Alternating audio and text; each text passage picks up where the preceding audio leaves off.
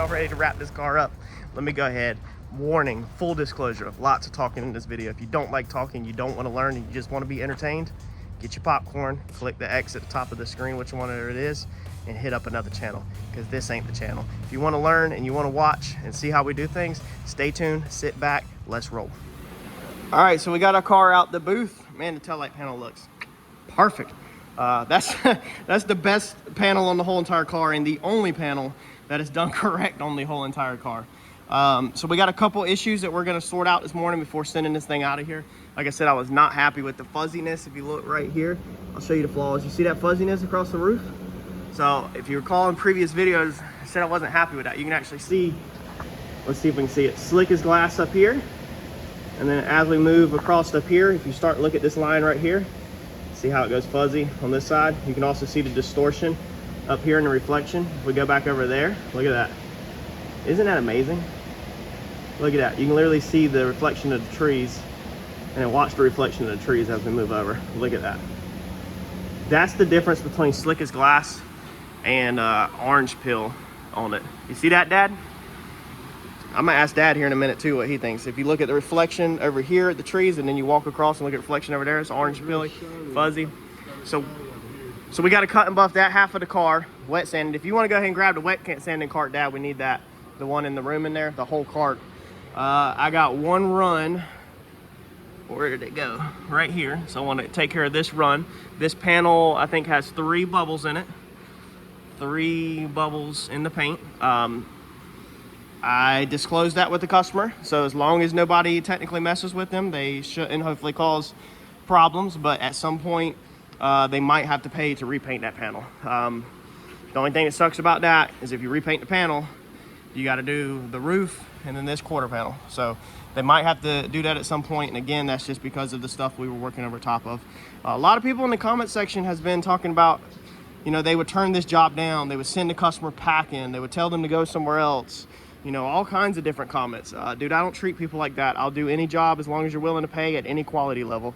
I'll paint your dumpster with house paint, or I'll paint your car, you know, $15,000 restoration job if you want high-end stuff, and I'll meet you anywhere in the middle. Everybody deserves to have a shiny car. Everybody deserves to have their dreams and their goals. The lady that owns this car, she's seen pictures of it. She said that her breath was taken and that she just keeps zooming in on it. And it's just absolutely gorgeous. She's had this car since she was a little girl, younger, I imagine teenage years, possibly even younger. I feel like she told me 12, but I don't know if that's, I need to look back at message. I think that's a little too young, but she drove this car in high school, and she's excited to get this thing back and be able to actually drive it. So this is gonna get hit by shopping carts at Walmart and the grocery store. And so that's the reason why they don't want to put a lot of money in it. She's just gonna drive this thing and, you know, enjoy it. I mean, imagine having a car your whole entire life. That's pretty freaking amazing. So we're gonna go through and fix the stuff. Our hood piece, I did drop it yesterday afternoon, so I didn't film it. But right there, I took clear coat with a paintbrush and I dabbed more clear coat inside that little spot. If you're back up a couple videos, you remember that little spot right there. So I think we're actually surprisingly good on the hood now. Like we'll wet sand and buff this corner out, but I think surprisingly we don't have issues. But we're gonna just basically get this back to the customer. Let Mr. Jackson put this thing together, who's middleman in the job. I had one person recognize him in a previous video that helped me lay the stripes. He's middleman in the job. And he can get this thing wired and put together, and a lady can drive it. And then once it's together and she's out the backside and she's counted every penny and every dollar, if she can still breathe on getting this thing put back together, then maybe, you know, she'll call us and want us to, at that point, weigh our options of revisiting the quarter panel. It might be one right here. I almost feel like where the dots are down the quarter, y'all let me know. Did this car ever have like trim or anything that would have been in this area? Like, was there ever on these cars anything here? Because I almost feel like they're perfect dots, like right at the top. And it's almost like they're like the exact same where they're at, you know, up here where maybe somebody welded. That also could be, hey, I didn't think about that. Dude, that could be where the quarter panel's put on. I can't see. It does look like the quarter panel was maybe put on up there. Yeah, there's the sectioning. That's what it is. Dude, that's exactly what it is. Look, that's the body line up at the very top. You see where that metal right there? That's exactly what it is. So the quarter panel was cut here and a new quarter put on, and that's the reason why we have dots down it that are up here within this top section. Whoever put whenever the quarter got put on, something happened with the welds wherever they were jointed at, and the stuff that was put on top of the welds, whatever that is, because I don't know, you can see where it's popping loose now. So we're gonna wash this car, flush it off with water, and we're gonna wet sand it. We got, you see some big spots, got a couple big spots. So let me get this thing rinsed off so we don't scratch it, and then we're gonna start wet sanding and buffing, y'all.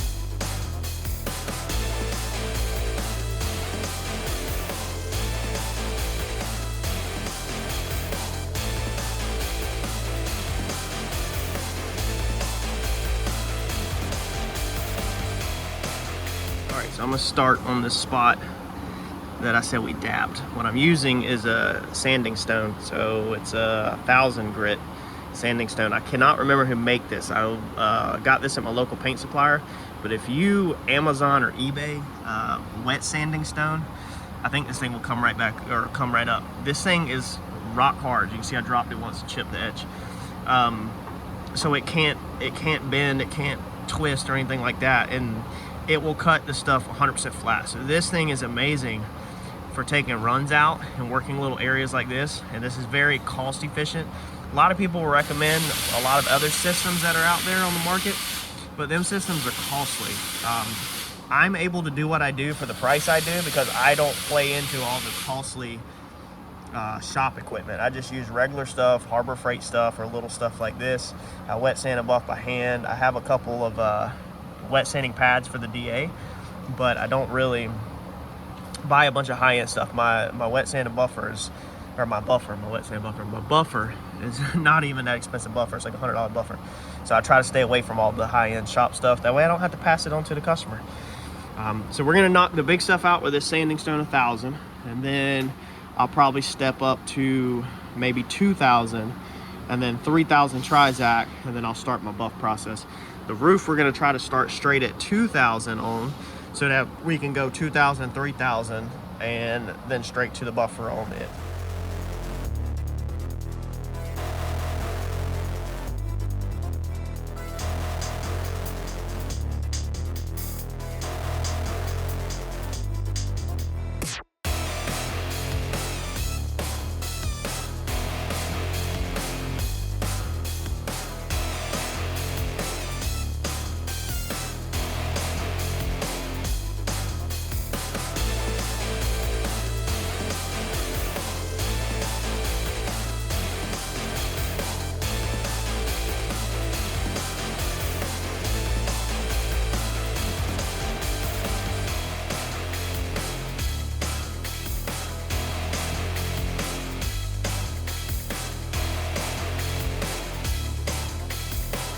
All right, so that's where it's at right now, and it's looking really good. There's still a couple tiny little specks in here, but again, I didn't sell this job as a wet sand and buff job, so I'm just trying to get rid of the fuzziness off of it. We're gonna put this yellow tape down. Dad's been working on this roof, and this is literally like one of his first times actual wet sanding something this higher end, or to this level, not some headlights. So what we're doing is, if you're new to this, you don't want to be on your hard line right here. This edge right here will cut through extremely freaking fast, because the sandpaper will be riding right on top of that point like that. So I've just put some tape for him across where that hard line is, basically, or that edge, that body line is. And you could do the same thing on all your body lines if you're scared of cutting through. And I've told him to go up to the edge, probably stay a ½ an inch off the edge, and we'll be okay. So he's close, but he's probably got about 2 more inches to go. And then we're gonna step it probably down into like here to just get rid of this little bit of fuzziness here. We'll just come in here. But this tape will allow you and him not to touch that body line, because if his paper accidentally goes up, he can't touch that body line. So he's gonna start wet sanding on that. I've got these spots out 100%. They're completely gone. You can see now, you start to see more of the orange peel on the edge. how pilly it is, even though it has a really good reflection. Look at the reflection. But it does have peel to it because it's not wet sanded and buffed. So don't let people fool you just because they take pictures like that right there or whatever, that you think somebody's work is flawless, because it does have orange peel. All painters have orange peel, don't care what anybody says. It's very hard to come out of the gun completely like glass. There's some people that can spray very, very close to glass, don't get me wrong, but if you put wet sandpaper on their straight out the gun work, you would still see a little bit of peel in it. We took out this area around the door with a couple of spots. We're not going to touch nothing on the deck lid, nothing on that quarter. The only spot I took out over here is just my run, where I put a run in. We're not touching that door, we're not touching these fenders, and then we've completely got the front end out. So our area, our ring, if you remember, that we had is gone. That little piece is 90% gone right there. It's starting to cut through. You can see some of the white, which would be the primer down there, because remember that spot wrinkled up and busted, so we can't get it 100% flat. We're gonna finish wet sanding our steps down, and then we're gonna get the buffing on this thing. All right, so while we're wet sanding, I'm sanding now with 2500. So a lot of people ask, what grits do I use? A lot of people make this very overcomplicated. The lower the grit, the coarser it is. All right, the harder it is, the harder it scratches, harder it cuts. All right, the higher it is, the softer it cuts. There's a pretty basic rule of thumb that I use. I literally do not go to the paint store normally like looking for a certain grit. Like, there's no grit that I like have to have. I'll take anything near it. All right, so when you're sanding down low, we'll start all the way with a body filler. Very rough stuff, 36-40 grit, 36 or 40. That's like extremely low stripping stuff. All right, stepping up on the bodywork side of things, on the body filler, 80 grit. All right, 40 grit, 80 grit. That's kind of like stepping up. Now when you're finishing out your body filler and you're moving into primers, 180 or anything near it. So 180, 120, 160, whatever you can get, one something. All right, that's going to be about your finishing out your body filler, your finishing putty and stuff like that. All right, now some people argue they want to finish out with a little bit higher grit. I don't do this, but then you would step up to like a 320 on your prime or your body filler if you wanted to. I don't. I never ever touch body filler past 180 grit. All right, spray your primer on the backside of sanding your primer. If it's really orange pilly and full of runs and stuff like that, go with like a 180 or something, okay? And then step up. Me, I try to skip that lower stuff, and I try to sand my primer with 320. So I try to just go straight for 320 and just spend a little bit more time and cut my primer out with 320. To move to paint, 320. I don't care what anybody says, unless it's like a silver pearl. This whole job was finished out at 320 and then shot. You don't need 400, you don't need 600, you don't need to be wet sanding primer to get ready for paint. Maybe if you're doing some $15,000 job, maybe, but I can tell you right now, if you hire me to do a $15,000 job, I'm not wet sanding your primer. I'll finish your job out with like 320 probably, maybe 400 if you're lucky and I feel good about the 15,000. So now we've got our primer finished. We'll move into paint. We've painted it, now we're wet sanding. Lowest you should really go wet sanding is like 400 in my opinion. You can step way down. I actually have it in my box. I'll show you what I got in my box right now that I run my whole business off of. But that's only if you messed up. If you goofed up and you need to get something knocked down fast, 400 right there. That's the lowest you're gonna find in this wet sanding cart. You can do 1,000. Like I told you, that little piece right there was 1,000. There's 1,500, so that's pretty common on the wet sanding. There's 1,200, that's pretty common. 2,000, 2,500 is going to be in here. Let's see here, 2,500 is down there. And then we have our Trizac, which is 3,000. If you want to take a peek at my DA papers real fast, the DA papers for the interface, like Velcro, I've only got 2,000 and 3,000. These are going to be foam discs, just like that Trizac. General rule of thumb, what we do is we do about 1,500. If it's a little aggressive, we might go down to 1,200 or the 1,000 block. Rarely do I pull the 400 out when you're talking a job like this, wet sanding and actual buffing it out. If we're doing a nasty run, might go 400. But if you went down to 400, then you would need to go like either 600 or 800. Then you would need to go 1,000 or like 12. You probably need to step up to 15, 18, and then like 2,025-ish, and then up to 3,000. So you want to try to not go as low as you can and work your way up. If we were wet sanding and buffing this whole entire car, we would probably jump on it with 1500 real quick. We would probably knock all the stuff down with 15, maybe even the 12. I'd try to stay 15. You want to stay as high as you can on your wet sanding papers, without killing yourself, without working yourself to death. You know, obviously the lower you go, the faster it's going to sand, but then the more steps you got to take to get it out. So we'd go like 15, and then we'd probably go up to 25 and then 3000. That's pretty much my go-to, is on the wet sand stuff. 15, 25, 3000, or 15, 2000, 3000.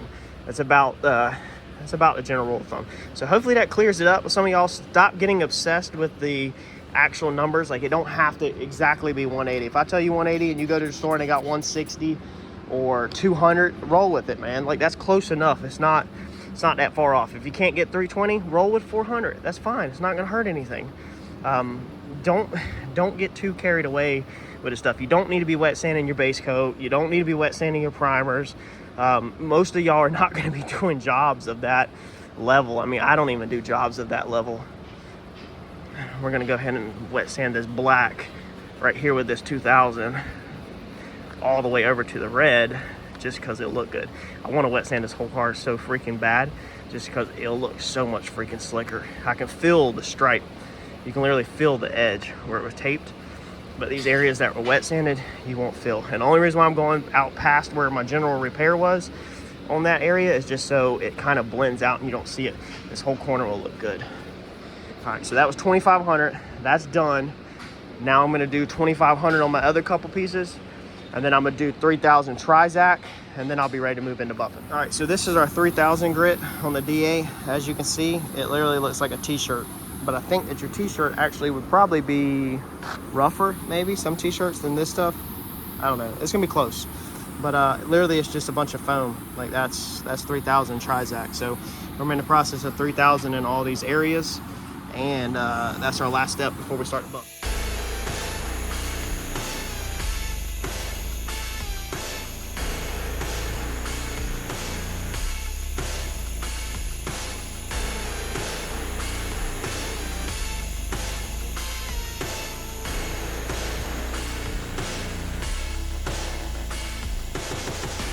All right, so to do the buffing, last time we tried to buff, I tried to just do the two-step, the foam pads.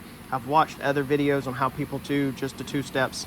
It don't work for me, and it don't work for my way. I never get results that I'm happy with. There's always a little bit of a haze. It will look on the camera, it will look completely like high gloss, like crazy. But then in real life, out in the sun, there's a little bit of a haze. I'm never happy with it. So what I do, what works for me, is I do a foam pad. Okay, there's going to be the part number that I use and the brand name.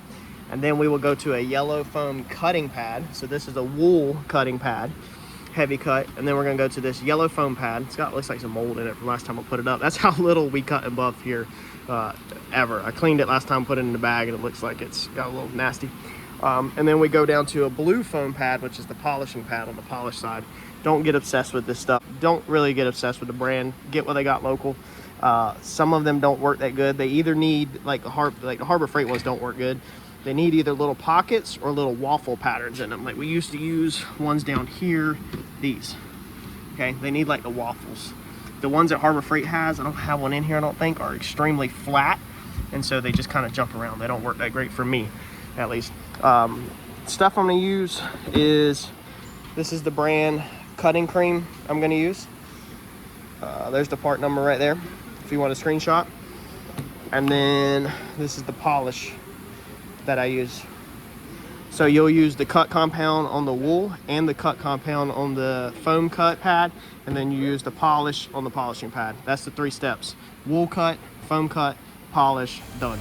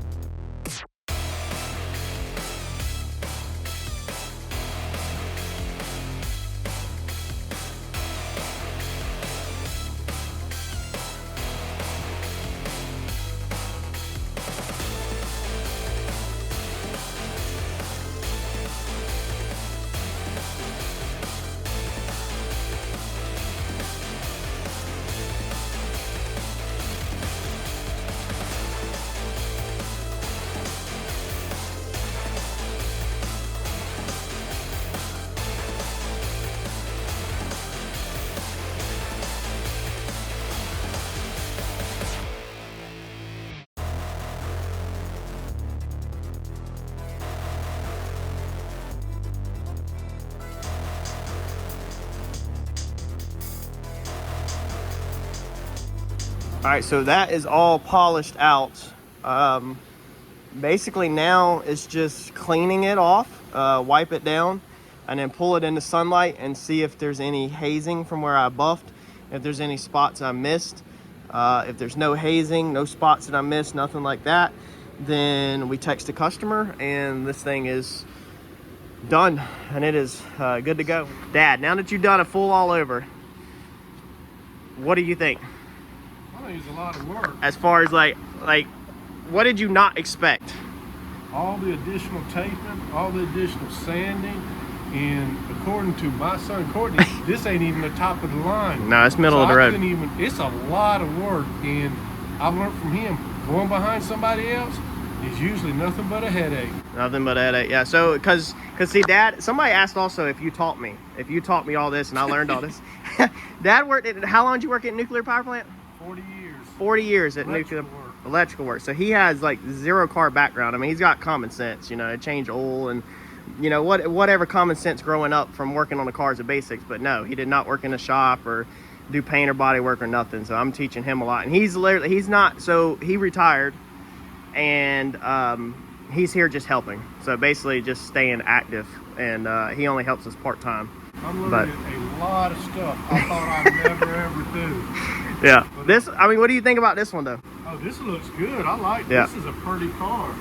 So I mean, compared, like, so he was prepping this one.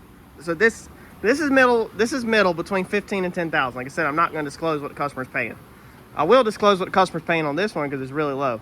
This one, I think this one we quoted at $1,200. So this is getting tractor or trailer paint on it, basically. This is a race car. It's a right-hand drive. They drift this car. They wadded it up into the front end. Actually, Dad helped me with this one. We did the frame pull on this. Very rough, very rough. Everything lines up, though. Customer just wanted the stuff to line up. But, like, this is a $1,000 to $1,200 all over with the black hardtop. That over there is in between 15 and 10,000. 1,500 and 10,000. So these are two different paint jobs, and he was just prepping this while I was finishing buffing on that. That's what I kept telling him. I was like, it's funny because you got to back it down, the quality. Like when we were over there, I kept saying, you know, like, be careful, like, especially with wet sanding, like no sand, no nothing. And over here, it's go fast, go fast, go fast.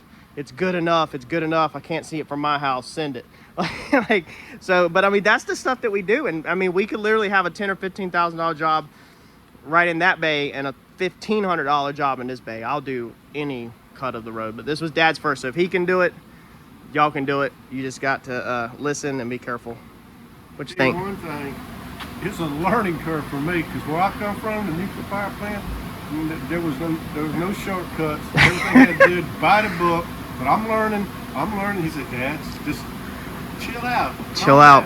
Yeah, and in his defense, if we were doing a $15,000 restoration, there is no shortcuts. So that's the same thing. Like if a customer was stroking us a $10,000 to $15,000 check, and I mean, there's paint jobs I watched on YouTube that are $100,000. On the, like, I watched a Ford that was $1 million invested into a restoration, and that was a $100,000 paint job, they said. So when you're doing a $10,000, $15,000, $100,000, $50,000 paint job, there is no shortcuts at all. Let's make that perfectly clear. If the customer's stroking that check, then you don't shortcuts. But the amount of shortcuts you take depends on the amount of dollar signs they're putting in your pocket. And on this one, when they're only putting $1,000 to $1,200, that's material, labor, and everything, you have got to shortcut the crap out of this. This is a race car. It's got rust in the rockers. It's going to get hit in the wall again. That is not a race car, so it's a little bit higher end.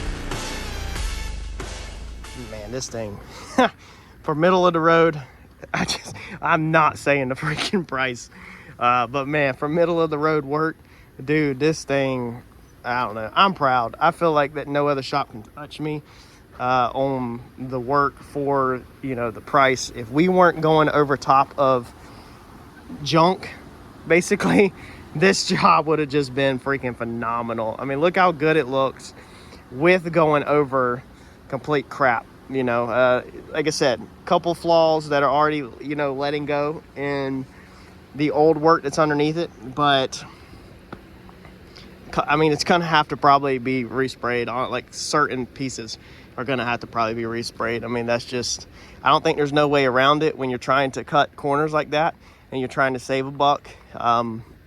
Surprisingly, the hood with that repair we did, I mean, surprisingly, the hood does not show any signs of any real issues right now. Them quarters, that's where the issues are currently, is in them quarters, and it is dead on. Now that I've seen where somebody hung a quarter panel on there, hung quarter panels, I mean, them spots are dead on. All the issues fall within the top, you know, 4 inches, the top 6 inches or whatever. That's where all of the issues fall at on this car. Nothing down low, anything. It's literally the top of where the quarters were hung at on it, which is just crazy. Look like something like going up there. Trunk lid's got a couple spots. We're gonna send it out of here. We'll see what the customer wants to do. Mr. Jackson can get this thing all the way back together for the customer, and then if the customer decides that, you know, maybe they want to pull the trunk lid off, Mr. Jackson drop it by, and then, you know, we price to redo the trunk lid again. If later they want to redo both quarters, you know, we could do the quarters. You got the option of, I don't like to do it, but you got options of melting in on the body line, even though it's really not the best thing to do. You could melt in on the body line, or you can go ahead and do both quarters and the whole entire roof again. It's never going to hurt to put more clear on it. It's basically the same exact thing as flow coating. So it's got 3 coats of production clear on it. If you were going to flow coat, you'd wet sand and buff, or you'd just wet sand everything, and then you'd go in there and put 1 more flow coat, 2 flow coats over top of it to bring it up to 5 coats of clear. So it's literally, the job would get even better, because we could go in and spot in them couple pieces that need body work, them couple areas that need attention, and then reflow coat the whole entire thing. The only bad thing is that then if anything lets go again later, you're just chasing your tail, you know, and hoping that nothing down low lets go. The right way, there's no ifs, ands, or buts about it. The right way is to strip it all the way down to metal, like we did the taillight panel, and completely, you know, redo all the body work all the way up. But some people, man, just, they don't have the budget for that. I know me personally, if I didn't paint for a living, there's no way in the world, like my race car, the level it's at, there's no way I could afford to pay somebody to paint that thing to the level that it's at. Like, that's just $10,000-$15,000 paint job that's on my car is what it would cost. There's no way I could pay somebody to do that. So y'all let me know what you think about this now that we've watched this whole entire journey, and let me know in the comment section, because I'm very interested in your thoughts. Thanks, y'all.